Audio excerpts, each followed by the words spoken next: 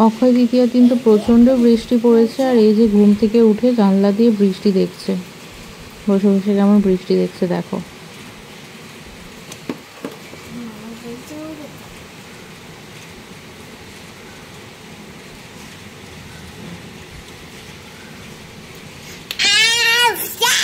তারপর বিকালবেলায় আমরা বেরিয়ে গেছিলাম, কারণ অক্ষয় তৃতীয়ার দিনে কিছু তো একটা নিতে হবেই, সোনা হোক রূপো হোক যাই হোক। আর এমনিতেও দোকানে দোকানে সব তো ইনভাইট থাকেই, তো গেছিলাম কালকে, কারণ আদির পাপা আমাকে গিফট করবে, সারপ্রাইজই ছিল এটা আমার কাছে।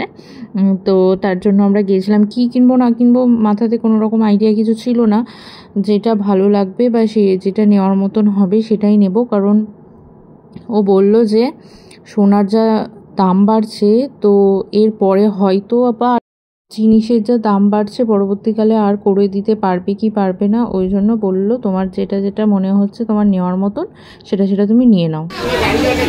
মামাম ছাড়ো।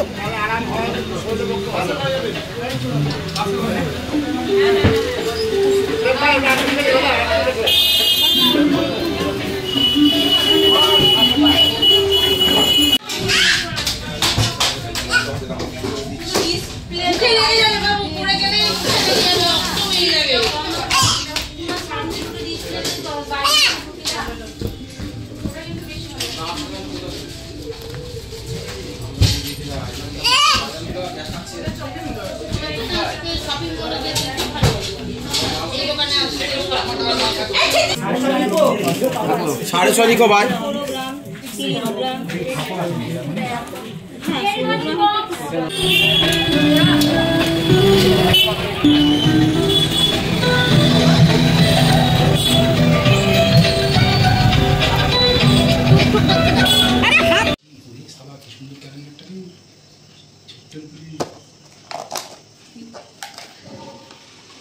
No, no, no, no, no.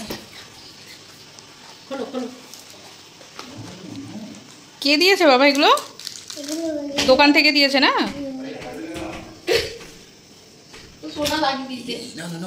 খাক না। না অত খাবি কেন? এখন ভাত না খাবে না, ছেড়ে দাও। দাদানকে দি দাও। দাদানকে দাও। তুমি অল্প খাও, দাদানকে দাও। আমাকে দাও, আমাকে দাও। দাদানকে দিয়ে দাও না, আমাকে দাও। তুমি পারবে না বাবা, এটা খেতে ভালো লাগে। আমাদের অক্ষয় তৃতীয়ার শপিং দেখো কি কি কিনেছি। প্রথমেই আদির জন্য কিনেছি হচ্ছে একটা বজরংবলীর লকেট। এটা অক্ষয় তৃতীর নয়, এটা হচ্ছে আদির বার্থডের জন্য, ওর পাপা ওকে গিফট করলো একটা বজরংবলী লকেট। আর নিয়েছি হচ্ছে, আমি এক হাতে খুলতে পারছি না, একটা বালা, এটা দিয়েছে আদির পাপা। আর নিয়েছি একটা কানের। এই হচ্ছে আমার অক্ষয় তৃতীয়ার শপিং।